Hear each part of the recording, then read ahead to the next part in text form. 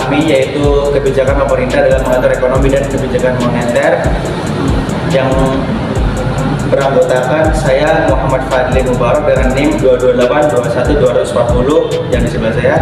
Perkenalkan, saya Rafa Fadila dengan NIM 228212030. Dan yang satunya. Perkenalkan, nama saya Nihayatul Hasanah dengan NIM 228212005. Langsung saja, ini adalah presentasi dari kami. Materi yang pertama yaitu peran pemerintah dalam mengatur ekonomi. Dalam perekonomian modern, peranan pemerintah dapat diklasifikasikan dalam 3 golongan besar. Yang pertama, peran alokasi. Fungsi alokasi terjadi ketika pemerintah turut serta dalam memperbaiki distorsi ekonomi yang disebabkan oleh kegagalan pasar. Pemerintah bertugas untuk mengadakan kembali distribusi di saat pasar gagal untuk melakukan tugasnya tersebut. Yang kedua, peran distribusi. Dalam mempertimbangkan distribusi pendapatan, pemerintah menggunakan konsep ekuitas dan keadilan.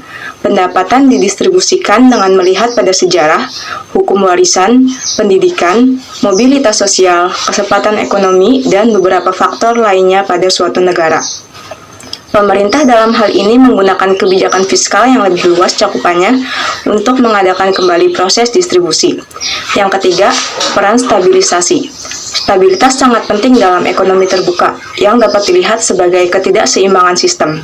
Oleh karena itu, pemerintah harus membuat kebijakan untuk memperbaiki kondisi ketidakseimbangan tersebut agar tidak berdampak buruk ke depannya.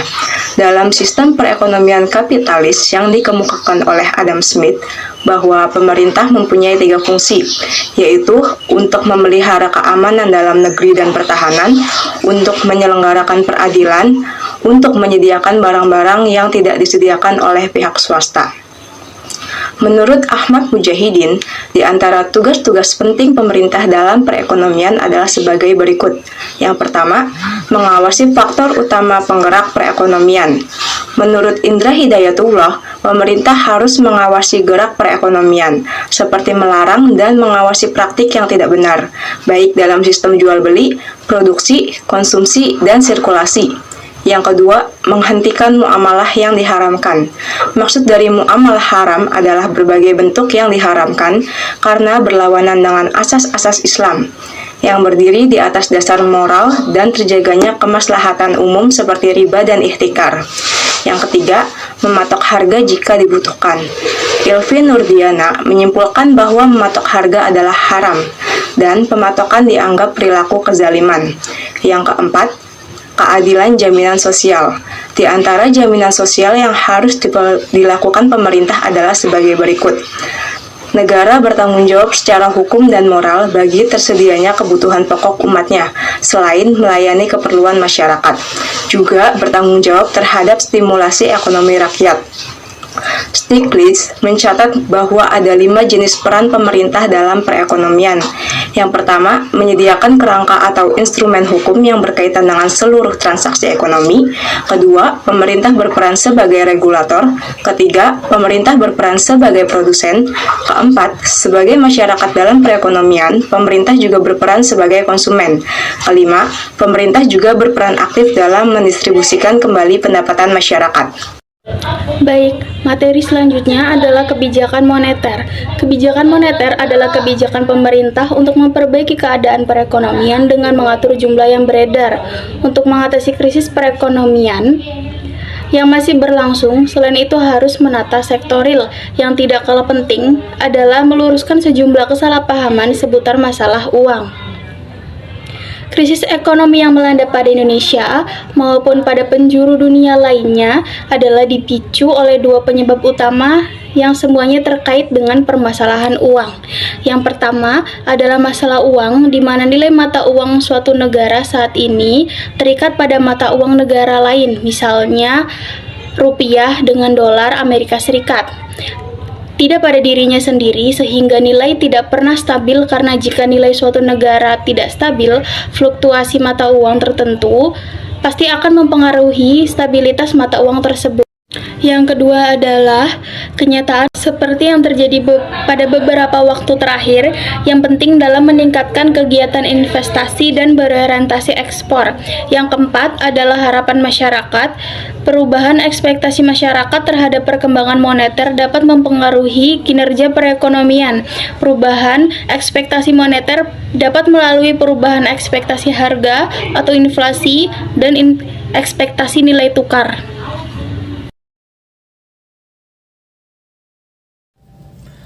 Materi selanjutnya adalah perbedaan zakat, infak, sodako, dan wakaf. Secara bahasa, zakat berarti kesuburan, kesucian, keberkahan, dan juga berarti menyucikan. Diberi nama zakat karena diharapkan harta yang dikeluarkan akan mendatangkan kesuburan baik dari segi harta maupun pahala. Selain itu, zakat juga menyucikan diri dari dosa dan kekikiran. Dari segi zakat artinya memberikan harta jika telah mencapai nisab dan haul kepada orang yang berhak menerimanya atau mustahik dengan syarat-syarat tertentu. Kemiskinan dan zakat merupakan dua konsep yang selalu berkaitan dalam perspektif Islam. Pemikiran Islam tentang pengentasan kemiskinan telah ada sejak 15 abad yang lalu. Zakat merupakan upaya untuk mengatasi masalah kemiskinan yang terjadi di masyarakat pada masa lalu, masa kini, dan masa depan. Model makroekonomi yang dirancang secara matematis masih menyisakan banyak permasalahan yang semakin rumit sehingga menimbulkan banyak kritik. Zakat dianggap oleh sebagian orang sebagai lembaga sosial ekonomi yang paling penting dalam keseluruhan sistem Islam. Ada keyakinan kuat bahwa zakat mempunyai peran penting dalam menyelesaikan permasalahan sosial ekonomi yang dihadapi oleh masyarakat muslim. Selanjutnya adalah infak. Secara bahasa, kata infak berasal dari kata anfaqa yang berarti membelanjakan, memberi atau membelanjakan harta. Menurut Islam fiqih, kata infak mempunyai arti memberikan sebagian harta yang dimiliki kepada orang-orang yang telah disyariatkan agama untuk memberikannya, seperti orang fakir, orang miskin, dan anak yatim, kerabat, dan lain-lain. Istilah-istilah yang digunakan dalam Al-Quran mengenai infak antara lain adalah kata-kata zakat, sodaqoh, hadiyu, jizyah, hibah, dan wakaf.